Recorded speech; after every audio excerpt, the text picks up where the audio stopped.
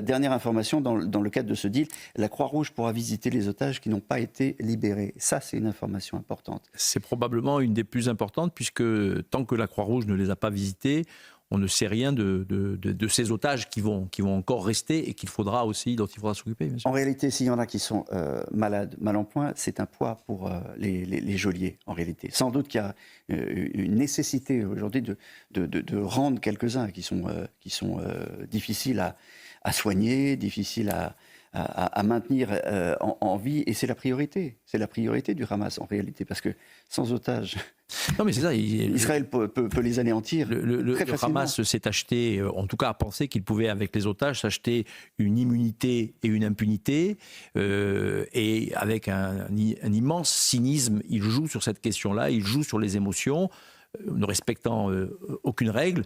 Et donc, oui, si la Croix-Rouge peut enfin faire ce à quoi elle est destinée, et ce qui est sa vocation et sa mission.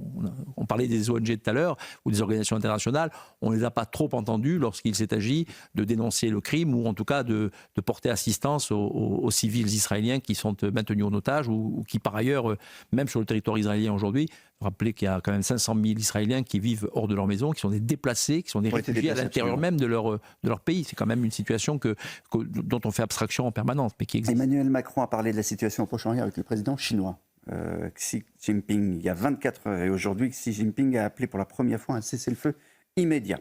Ah ben si c'est pour ça, il a bien fait de l'appeler. Ainsi qu'à la libération des détenus civils afin d'éviter de nouvelles pertes en vie humaine et de nouvelles souffrances.